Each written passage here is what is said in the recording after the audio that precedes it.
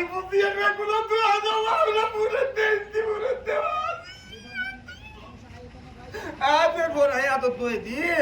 আজের বল ও লালে কি তো বাপ তুই তো কোনো তো আছে কি করে বাড়িও কাজের বলে দিটা মেডিকেল আছে ভালো চিকিৎসা দি বললা সরকারের একটা ভালো কথা ভালো একদম ভালো চিকিৎসা দেন সরকারের একটা বলতে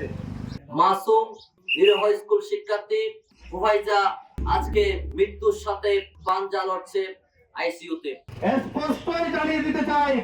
24 ঘন্টার মধ্যে যদি তার উন্নত চিকিৎসার ব্যবস্থা করা না হয় তাহলে এই এলাকার জনগণ বিকল্প কর্মসূচি দিয়ে সেই চিকিৎসার ব্যবস্থা নিশ্চিত করবে ইনশাআল্লাহ। আমরা প্রশাসন এর ব্যাপারে তদারকি করুন, যদি আমরা প্রশাসন যদি এর ব্যাপারে তদারকি করতে ব্যর্থ হন আর এলাকার সর্বসাধারণ জনগণ লয়ে আর এর বিরুদ্ধে কঠোর আন্দোলন যাতে আর বাধ্য হইম আমরা যদি এর বিরুদ্ধে কোনো ধরনের সুস্থ সমাধান করুন।